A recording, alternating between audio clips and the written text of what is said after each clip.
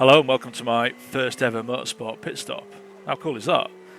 I've sped this bit of footage up just because it's a 20 kph limit and that is just as painful to watch as it was to drive, I'm sure.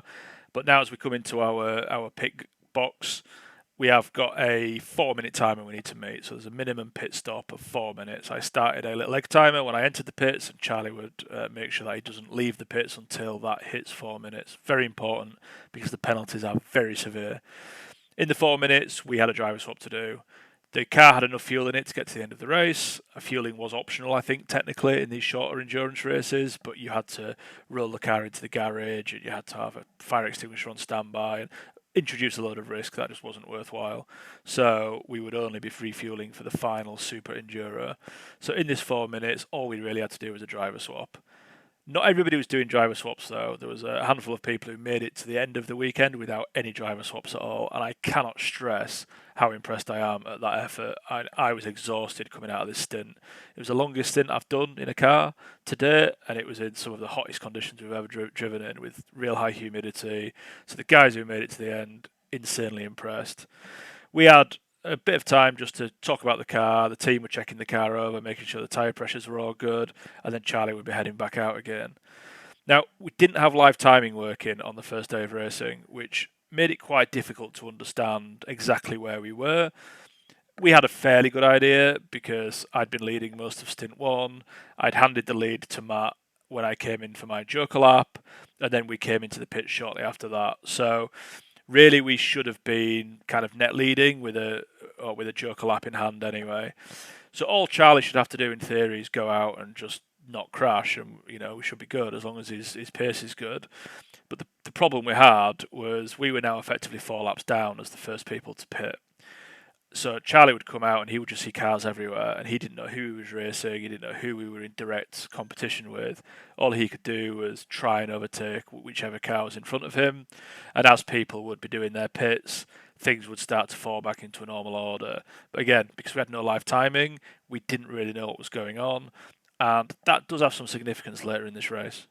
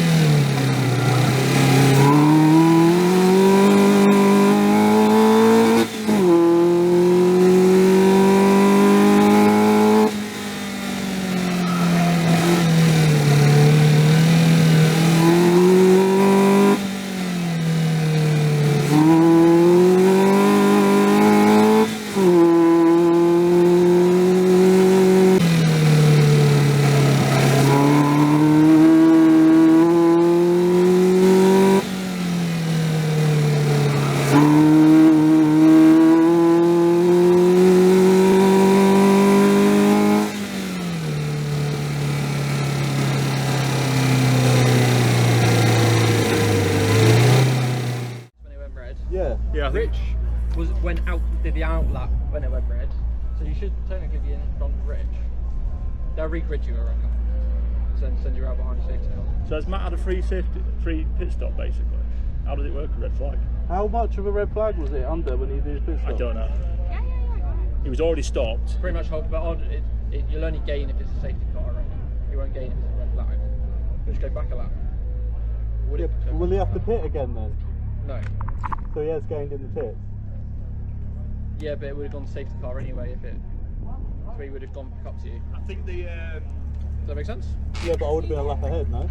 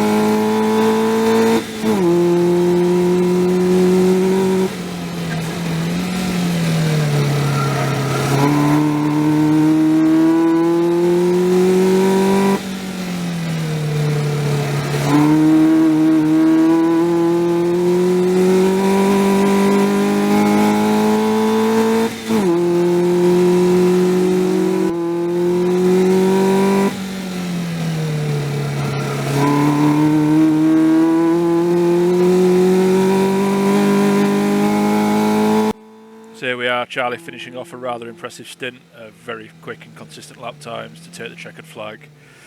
Although he put in a really great bit of pace in his stint, as we suspected in the pit stops, the red flag timing had cost us a few laps in the race. So the eventual winner, after a little bit of deliberation from race control, was Matt Fox. Great result from Matt. He put in a really good stint, not taking anything away from his driving. He soloed the race to keep the energy levels up to complete that race. I don't know how he did it, not least the rest of the weekend. And that's kind of the added jeopardy of endurance races and pit stops. You get your timing right, you'd have some really good results. For us, didn't quite work out on this occasion, but we still brought in P2, which is, great result. Really good to be on the podium for our first race in Barbados, and then we didn't have much time. We had to look forward to the next.